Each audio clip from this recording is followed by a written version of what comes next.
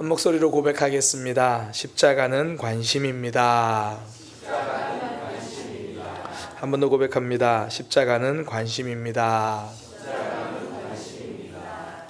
네, 고난주간 특별 새벽기도 함께 해주셔서 감사합니다.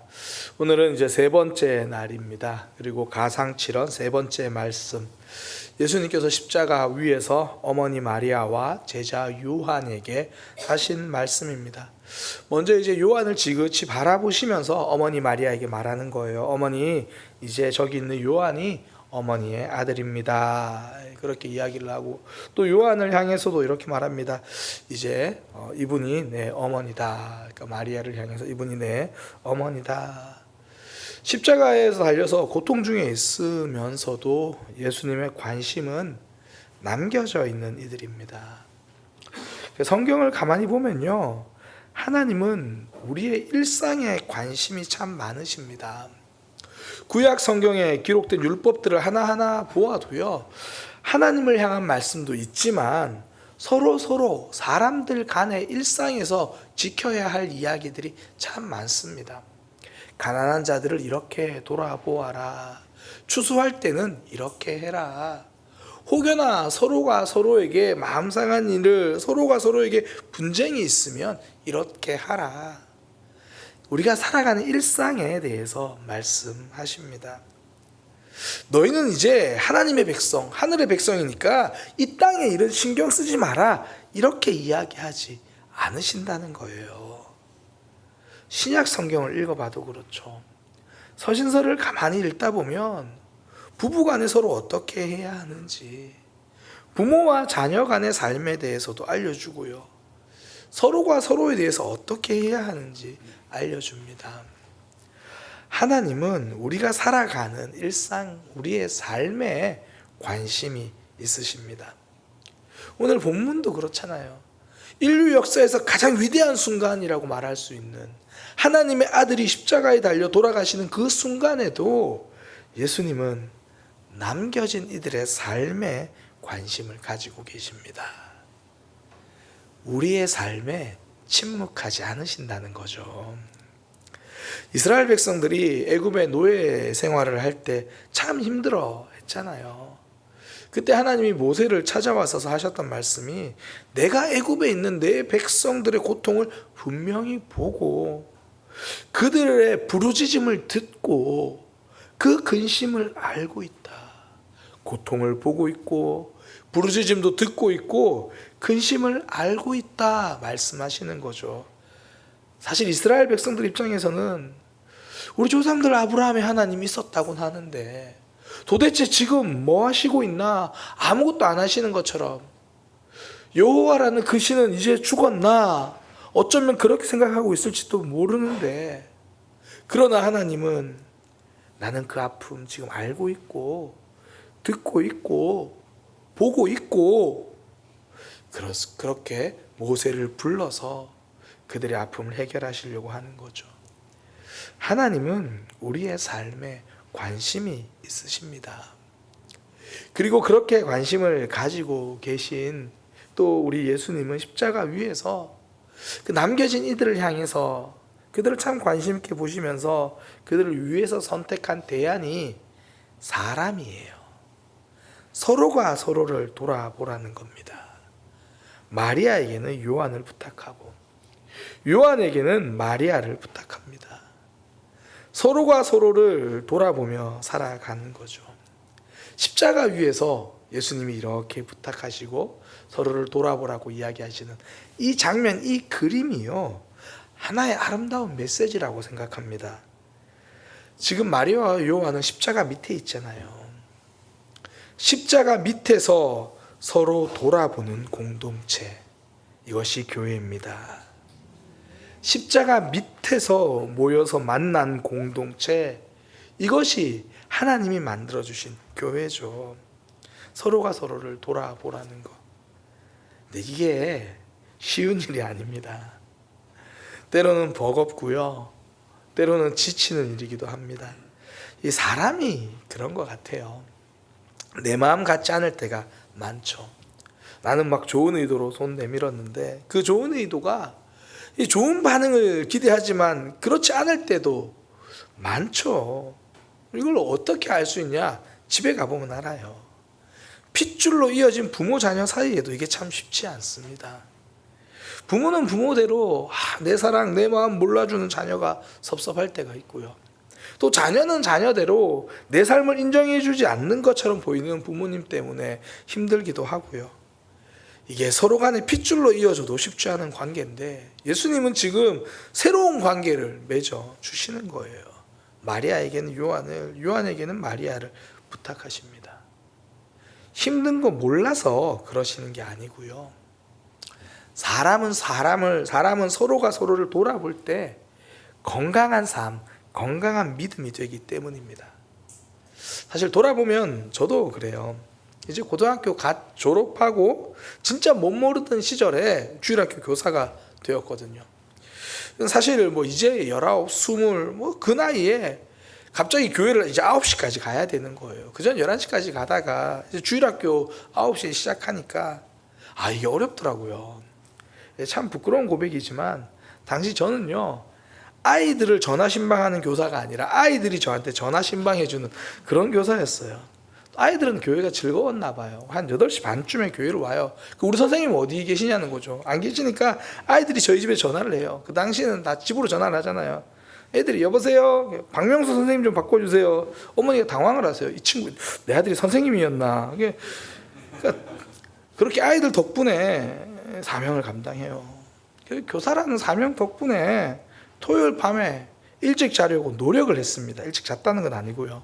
일찍 자려고 노력을 하고 내게 맡겨진 사랑, 내게 맡겨진 사람 때문에 조금씩 성숙해 갈 수 있었죠. 우리는 하나님이 맡겨주신 사람 덕분에 그 사랑 덕분에 사랑을 배워가는 거예요. 사랑은요, 사람을 통해서 배워갑니다. 그게 나한테 사랑 많이 해주는 사람 때문에 이게 사랑이구나 배워가기도 하지만 저 사람 사랑하려고 몸부림을 쳐야 하기 때문에 우리의 사랑은 깊어지고 우리의 사랑은 넓어집니다. 사람은 항상 아플 때 많이 배웁니다. 운동도 힘이 들어야 근육이 생기고요. 삶도 아프고 나면 성장합니다. 저는 이제 아기를 키워본 적이 없어서 모르지만 아기들이 그렇다면서요. 한번 크게 아프고 나면 쑥 자라 있다는 이야기를 듣습니다. 그래서 예수님은 이 십자가 밑에서 새로운 가족을 연결해 주시는 것 같아요. 십자가 지신 예수님을 잊지 않아야 감당할 수 있는 사명이기 때문이죠. 우리가 늘 신앙이 좋을 수는 없잖아요. 그래도 이제 이렇게 고난주간 되면 또 예수님 십자가를 묵상할 때가 되면 그래도 다시 한 번은 마음을 다잡게 되죠. 용서 못할 저 사람 생각하다가 십자가 이렇게 쳐다보면 또 할 말이 없어지는 게 또 우리 성도의 삶이죠. 그래서 좀 억울할 때도 있습니다. 왜 항상 은혜 받은 내가 품어야 하는가? 왜 항상 말씀 들리는 내가 손 내밀어야 하는가? 예수님이 우리에게 그렇게 하셨기 때문이죠. 참 할 말이 없게 되는 순간이긴 한데 또 이것이 우리가 붙들고 살아야 할 말씀입니다. 교회는 십자가 밑에서 모인 공동체이기 때문입니다. 그렇게 십자가 위에서 예수님이 부탁을 하시니까 오늘 성경에 보면 요한은 그때부터 마리아를 자기 집으로 모셨대요. 그때부터 그 제자가 자기 집에 모시니라. 내 영역으로 받아주는 것이 사랑입니다. 어릴 때는 내 마음대로 하는 것이 자유라고 생각을 했거든요. 조금씩 자라면서 내 마음대로 하지 않는 것이 성숙이라는 것을 깨닫게 됩니다. 누군가 내 영역에 들어오는 순간 이게 내 마음대로 할 수 있는 게 자꾸 줄어들어요. 한 번은 이제 아는 목사님 부부와 밥을 먹으러 간 적이 있습니다. 이제 그러면 보통 이제 여성분들 드시고 싶은 거 고르라고 이제 그 목사님과 저는 뒤에서 이렇게 걸어가면서 이런저런 이야기를 하고 이제 사모님들끼리 먹는 거 고르라고 그랬어요. 근데 뒤에서 이제 걷고 있는데 앞에서 이제 사모님들끼리 뭐 마라탕 이야기를 하는 거예요. 저는 속으로 아내는 마라탕을 즐기진 않는데 이런 생각이 들었어요. 그래서 옆에 있는 목사님께 슬쩍 물었죠. 혹시 사모님은 마라탕 좋아하세요? 아니요, 마라탕 안 좋아하는데요. 알고 보니까 둘이서 앞에서 이제 메뉴를 골라야 되니까 가다가 마라탕 간판이 보이니까 누가 한 명이 저기 마라탕 있네요. 그 말 들은 옆 사람은 이 사모님은 마라탕을 좋아해서 이 마라탕 이야기를 하나 보다. 그래서 사모님 마라탕 좋아하세요? 또 물으니까 또 상대방은 이분은 마라탕 좋아하시나 보다. 네, 뭐 전 마라탕 괜찮아요. 그래가지고 서로 이제 아무도 좋아하지 않는 마라탕을 서로가 좋아하는 줄 알고 이제 그거 결정하려고 그러고 있는 거예요. 이게 삶입니다.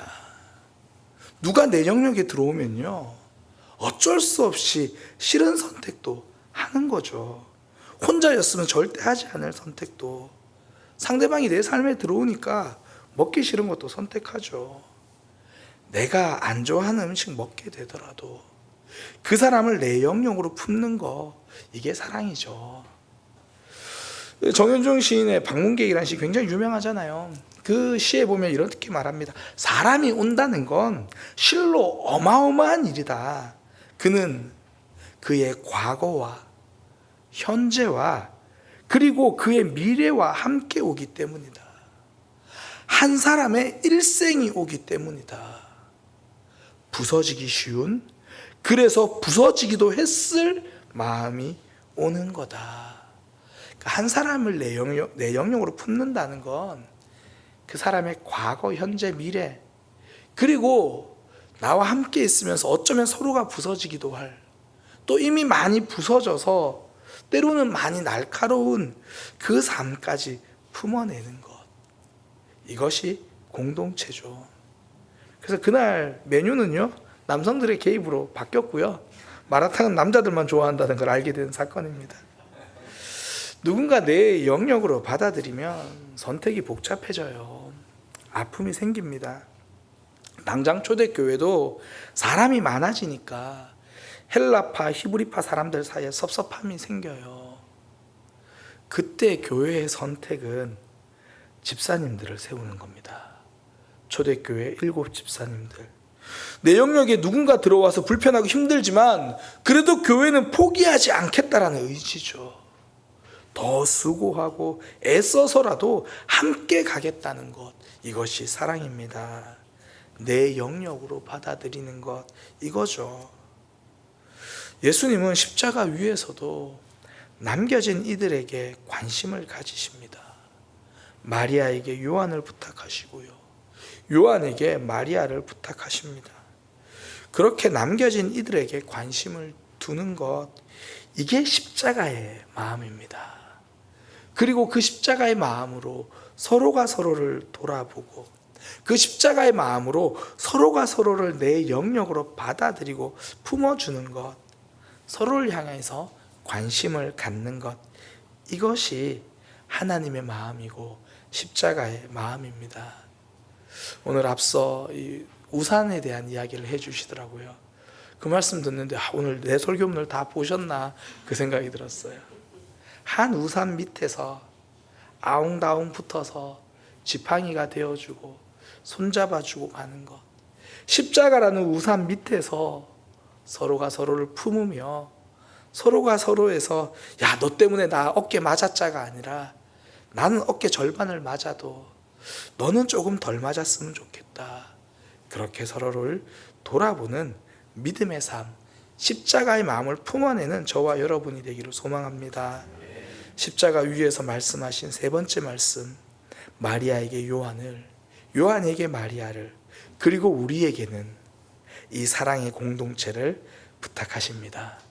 오늘 정혜성 사모님도 오셨는데요, 또 우리 교회에는 또 하나님이 그렇게 우이동 제자교회를 부탁하시고, 또 우이동 제자교회에는 또 우리 교회를 그렇게 함께 부탁하시고, 서로가 그렇게 부탁받은 이 공동체, 믿음의 사랑으로 품고 받아들이며 아름답게 만들어가는 저와 여러분이 되기를 소망합니다.